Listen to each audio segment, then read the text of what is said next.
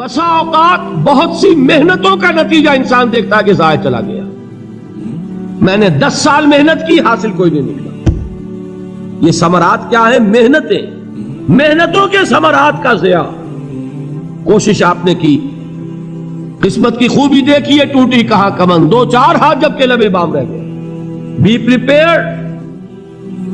ایک شاعر کے یہ اشعار ہیں، وہ کمیونسٹ تھا، میں نام بھی نہیں لیتا، لیکن یہ کہ یہ اسی انقلابی، چونکہ ان کا بھی ایک انقلابی نظریہ ہے، انقلابی عمل میں یہ سارے مراحل آتے ہیں. کوئی سیٹ بیک آیا، فرض کیجئے کوئی ناکامی ہو گئی، تو اپنے ساتھیوں کو دل بندھانے کے لیے یہ فصل امیدوں کی ہمدم اس بار بھی غارت جائے گی، سب محنت صبحوں شاموں کی اب کے بھی اکارت جائے گی. میرے نبی کے ثمرات کا جو لفظ یہاں آیا ہے، وَنَقْصٍ مِّنَ الْأَمْوَالِ وَالْأَنفُسِ وَالثَّمَرَاتِ، سب محنت صبحوں شاموں کی اب کے بھی اکارت جائے گی. دھرتی کے کونوں کھدروں میں پھر اپنے لہو کی کھاد بھرو، پھر مٹی سینچو اشکوں سے، پھر اگلی رت کی فکر کرو، پھر اگلی رت کی فکر کرو. جب پھر ایک بار اجڑنا ہے، ایک فصل پکی تو بھر پایا، تب تک تو یہی کچھ کرنا ہے.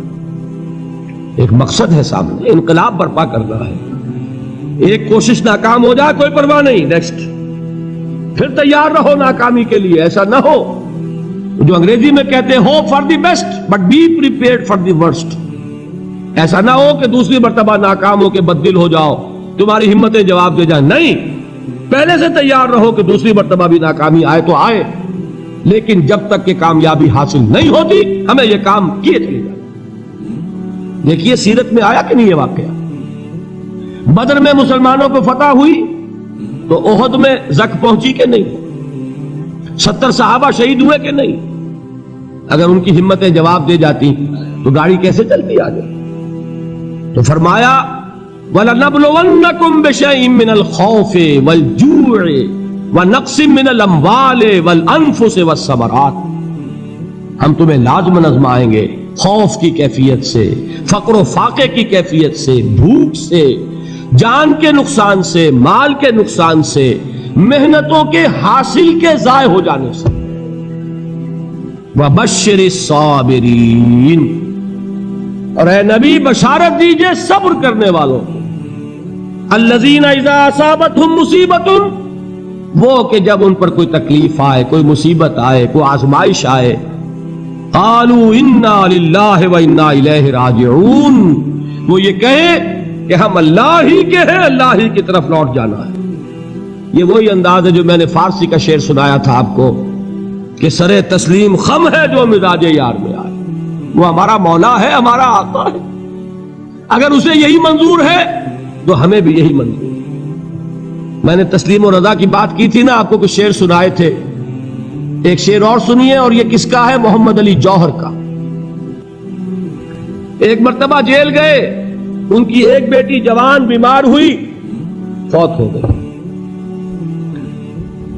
باہر چھوڑا انگریز نے، جاؤ بھائی دفن کر دو بیٹی کو.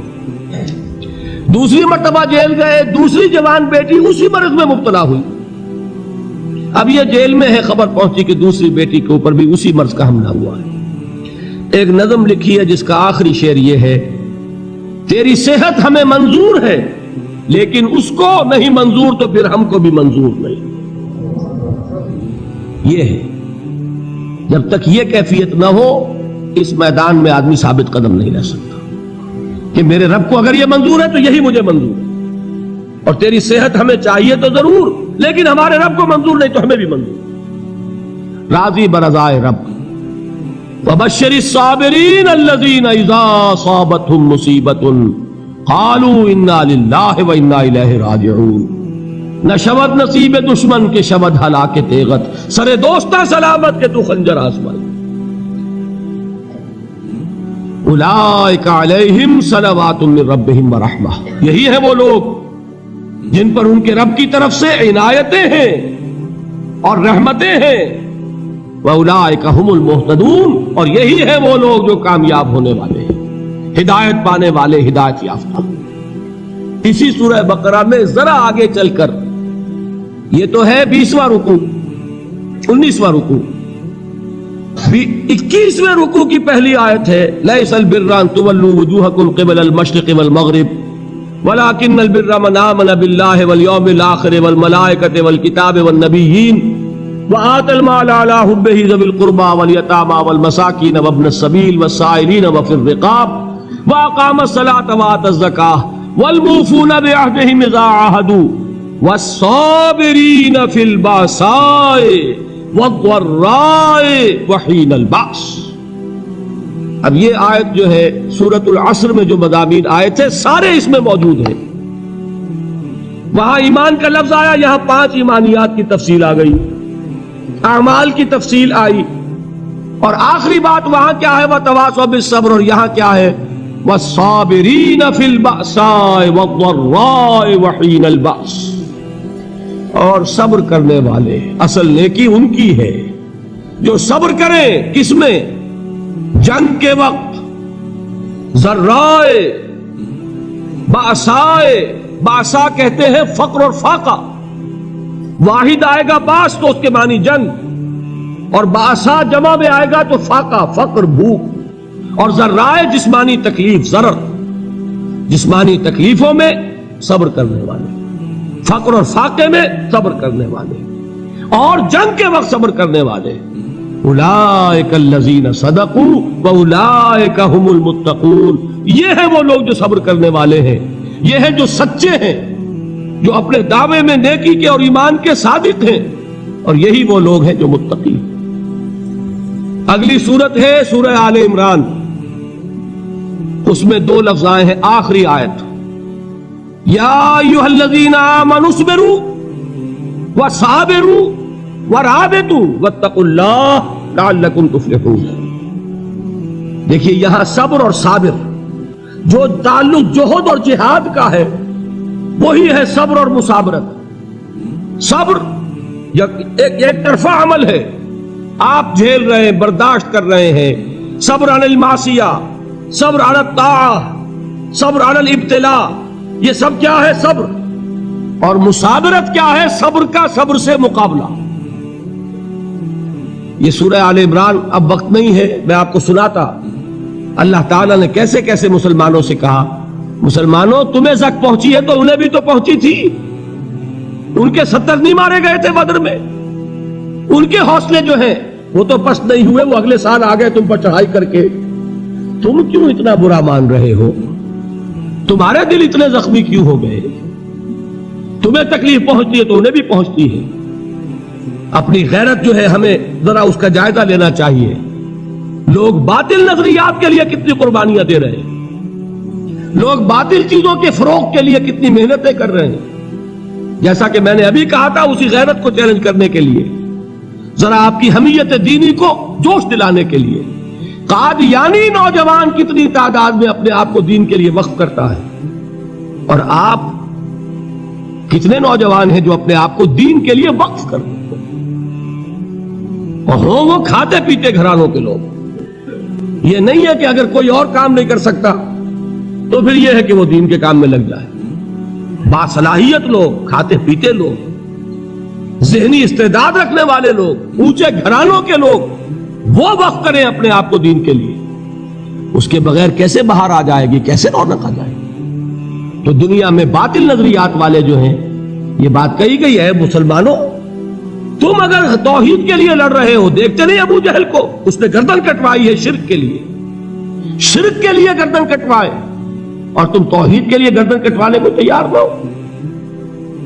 اس نے گردن کٹوائی کہ نہیں کٹوائی؟ اور کس طرح کٹوائی ہے؟ کیونکہ بڑا متکبر قسم کا، فرعون قسم کا شخص تھا، جب گردن کاٹنے لگے تو کہتا ہے ذرا نیچے سے کاٹنا، تاکہ جب تم نیزے کے اوپر چڑھاؤ میرے سر کو تو اونچا نظر آئے، معلوم ہو سردار کا سر۔ وہ بدبخت مرتے ہوئے بھی جو اس کی کیفیت تھی نا، اس کو ذہن میں رکھیے۔ تو یہ اس لوگوں نے قربانیاں دی، جانے دی، تو فرمایا اگر تم ان سے زیادہ قربانی نہیں دو گے، یہ جو نوٹ کر لیجئے اس کو، مجرد اگر حق کو غالب کرنا اللہ کے ذمے ہو تو آنے واحد میں غالب کر دے گا، تمہیں تکلیف ہی دینے کی ضرورت نہیں۔ سمجھ رہے؟ کیا اللہ کے مقابلے میں کوئی باطل کی طاقت ٹھہر سکتی ہے؟ یہ تمہارے ایمان کا امتحان ہے، یہ تمہارے خلوص کی آزمائش ہے، یہ تمہارے امتحان کا ثبوت درکار ہے کہ اللہ تعالیٰ دیکھنا چاہتا ہے تم اس کے لیے اپنی جانیں قربان کرنے کو تیار ہو کہ نہیں، تم اس کے لیے تن من دھن لگانے کو تیار ہو کہ نہیں۔ اور یہ جان لو کہ اگر کفار اور مشرکین اور ملحدین اور باطل نظریات والے وہ جو کچھ قربانیاں اپنے باطل نظریات کے لیے دے رہے ہیں ان سے زیادہ اگر تم نہیں دو گے تو حق غالب نہیں ہوگا۔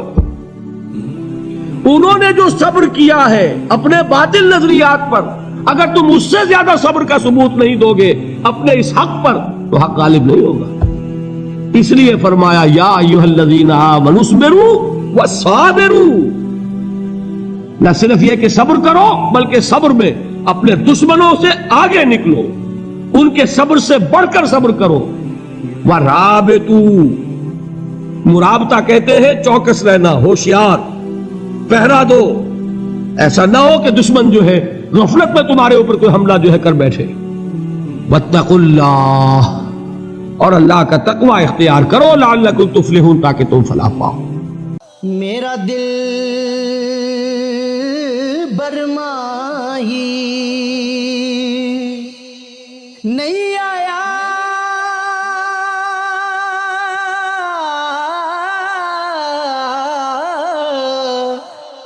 میرا دل برماہی ایویں بولنا جھوٹے آقا، تو جھوٹا تیرے اوے بول وچ جھوٹے، تینو تاڑی مار اڑا،